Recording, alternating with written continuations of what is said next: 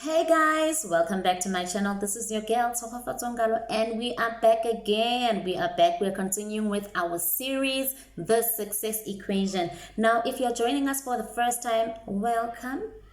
Welcome to this family. We are so glad that we have you. In fact, where have you been? Where have you been? So thank you so much. If you are a returning viewer, I think it's time to make that commitment, don't you? Hit that subscribe button and become part of this family. This family is about love. Family is about safety. It's safe. It's a safe space. It's an authentic space, and it's definitely a place where we can be vulnerable with each other. And if you are a returning subscriber, thank you so much for the love. I really appreciate the fact that you're taking time to actually listen to these videos. Can I ask one more thing, guys? Can we hit those like buttons? Can we hit the subscribe buttons? It really goes a long way in getting the algorithm going. So I don't even see who's liked and who hasn't liked, so we can't even see it. So like as much as you can. Well, you can only like once, but yeah, you get the gist of it. So thank you so much. We are still busy with our series, The Success Equation. Now we are on part 3. Today we have moved on to part 3 of the series. So if you have not watched the part 1 and part 2, please make sure that you do watch them, because they have set such a beautiful foundation as to what a beautiful foundation onto what we're building right now. It's set the platform. It has already set the tone. It's already discussed some key aspects that help us understand the success equations and the principles that are aligned to it. So today, I wanted to talk about the third principle of the success equation, and this principle is called actualization. The principle of actualization. Now, I think a lot of us have been, the first time, well, let's say maybe for me, the first time I was exposed to this word was during a life economics or somewhere like that, somewhere in school, where we were talking about Maslow's hierarchy of needs. I don't know if you remember that triangle, nyana, so where they would talk about the basic needs, our basic needs being food, water, air, and then it would move on to safety and security. Then the next build onto that will be love and belonging, and then the next one would be esteem, and then on top, at the top, it would be self-actualization. So basically it was like, this is how the progression of life takes place. You have to have food, water, and air, and then you have to have then after that, then you have to have a sense of security and safety. Then after that, you have to have love and have a sense of belonging. And then after that, build a certain level of esteem. Only then, after all of those things are in place, do you go through a process of actualization. And per definition, as per Maslow's concept of self-actualization, is basically the process of self-discovery, the process of self-fulfillment. Basically, it's that process.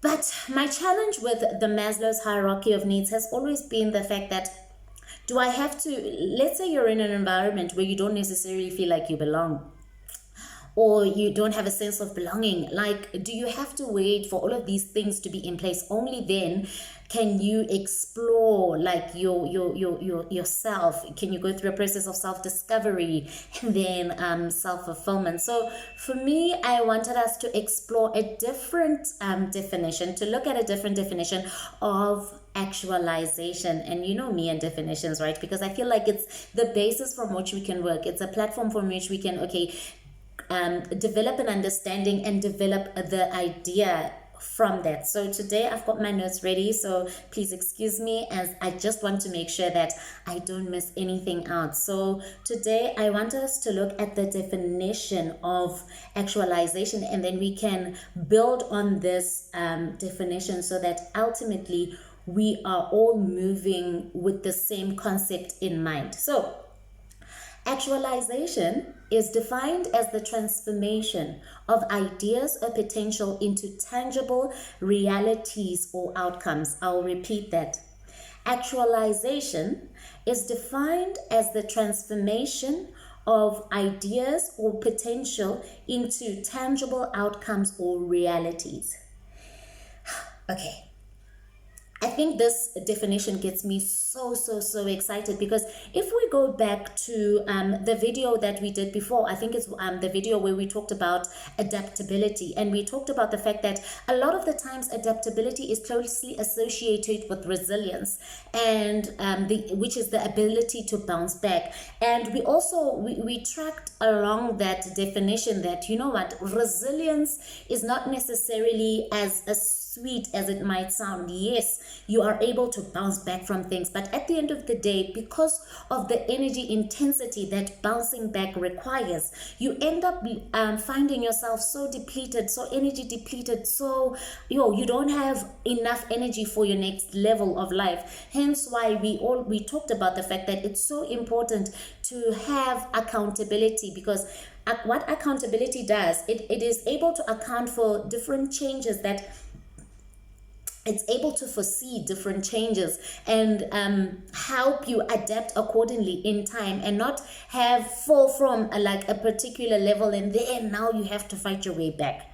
So that whole concept is covered in our first and part 1 and part 2 of this series, the success equation. So what I actually we talked about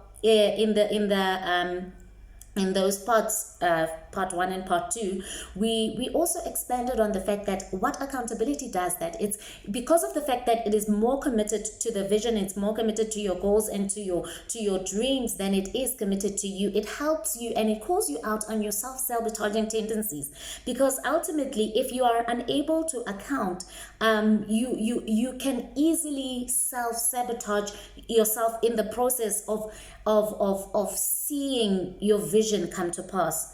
So it's so important that we talked about these two pillars, accountability and it was accountability and adaptability, before we get to actualization. Because as per definition, if we look at the definition of actualization, it says that actualization is the transformation of ideas or potential into tangible outcomes or realities.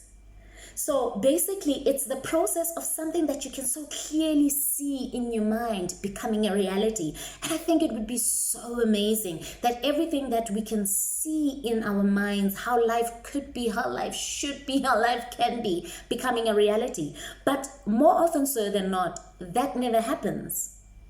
We have these big dreams, we have these big ideas, but they never become a reality.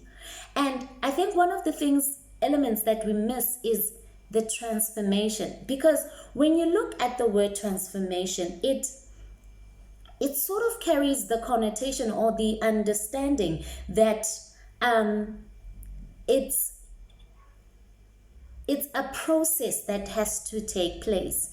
And it presupposes that energy has to be put into the process in order for whatever dreams, goals, ideas, visions that you have can become a reality. Now, let us look at a very oversimplified example. For instance, ice, right, has got everything within it to generate electricity. Why do I say that? Ice can become water, gas, and then transform, be used to generate electricity. Now, in order for ice to become water, energy has to be put into it. Kinetic energy has to put into it to transform from one state into another state. And more energy has to be applied for it to transform from a liquid into a gas. And then from that state, once I think it's thermoelectricity, correct me if I'm wrong, is then going to be the process whereby this gas is then used to generate electricity. I think that would be so awesome, because it would solve all these load shedding issues that we have. But if we look at this analogy, it's a very oversimplified example. But this analogy states that Without the application of energy, ice will always remain in its state of being an ice, and there will never be a transformation that takes place from a state of being an ice to a state of becoming a liquid, and from a state of becoming a liquid to a state of becoming a gas, ultimately then producing energy. Now, a lot of the times that was what happens in our lives, is that we remain in the state of being an ice because of the fact that we are sometimes not cognizant of the process of transformation from one state into another. And now, if you are constantly if you are not accountable, right? You are constantly finding yourself having to bounce back from setbacks. And as a result, you are not left with any more energy to be able to transform from one state to another, because you are always having to be resilient. And that is not the optimal function for you. So if we take this analogy, we realize that, transformation presupposes the use of energy, number one, and the precedence of a process. Meaning that shortcuts are not always going to be the solution. Yes, sometimes shortcuts can get you to where you're going, but ultimately they can't keep you there. Because a lot of the times shortcuts do not follow the natural progress and transition. And as a result, they are not able to sustain that which you are in, or the place that you are in. So failure to recognize that actualization is a process. Actualization requires energy. It's energy intensive. Therefore, you can't just be using your energy recklessly, or you can't just be using it carelessly.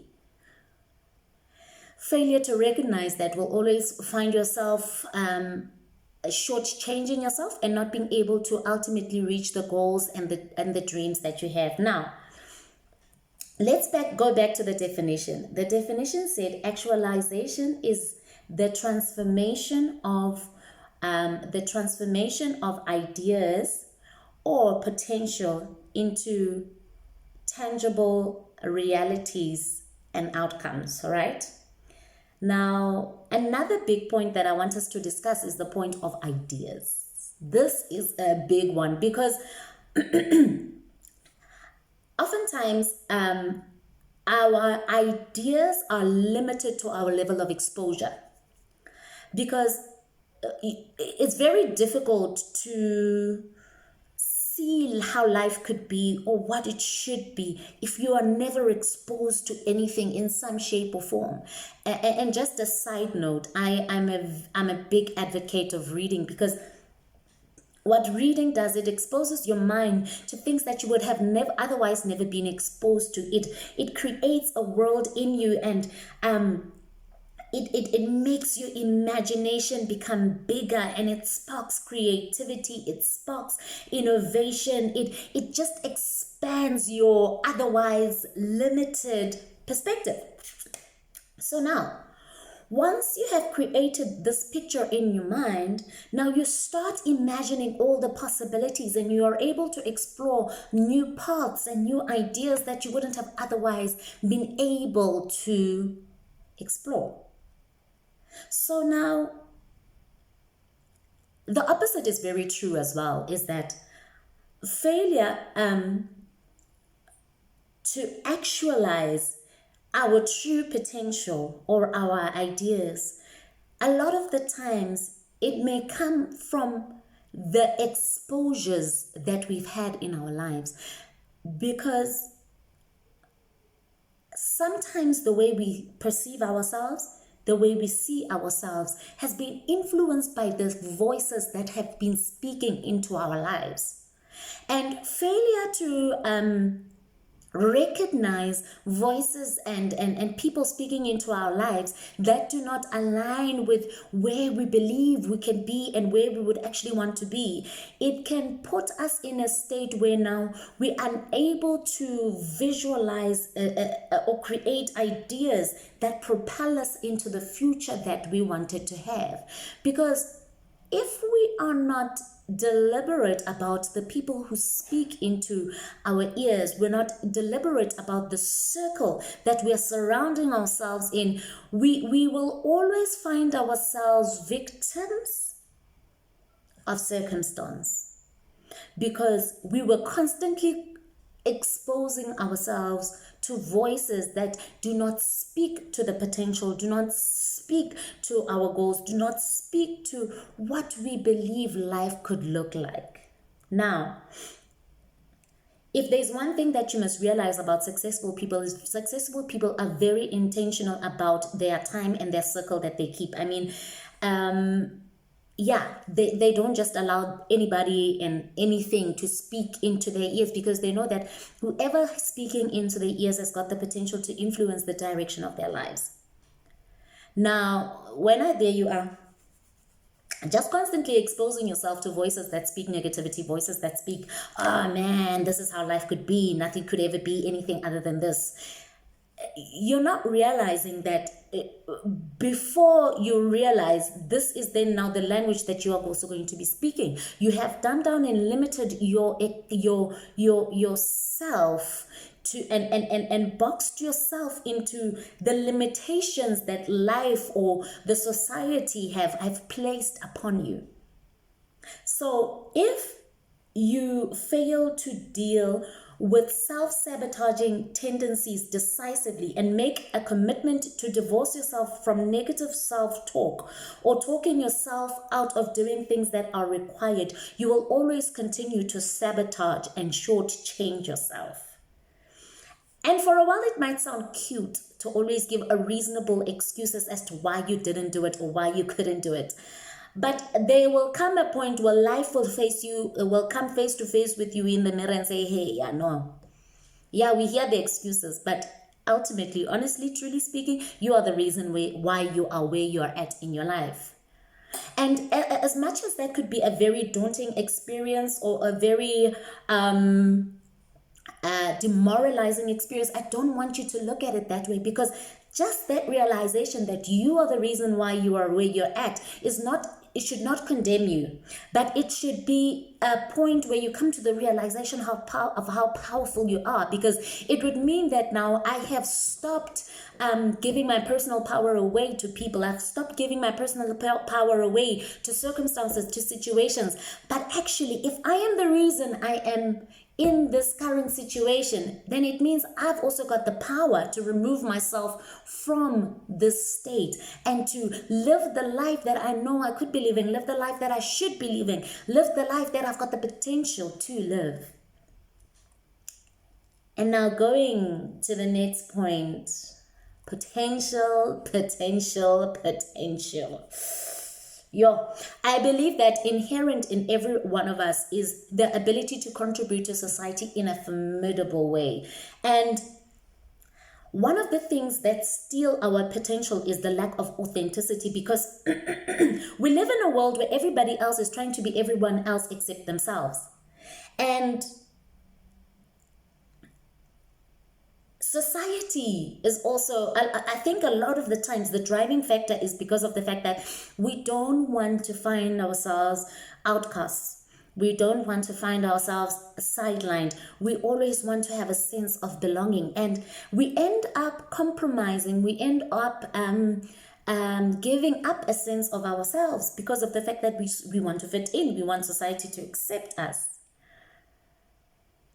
And that inability to deal with the possible rejection puts you in a position where you are living beneath your potential. You are living a life that does not give full expression to what you can actually offer to society. But this point of potential, I'll explore more on when we talk about our next topic. I hope you'll be ready for that, because we will go into the details of where potential comes out. How do you realize your potential? How do you cultivate your potential? How do you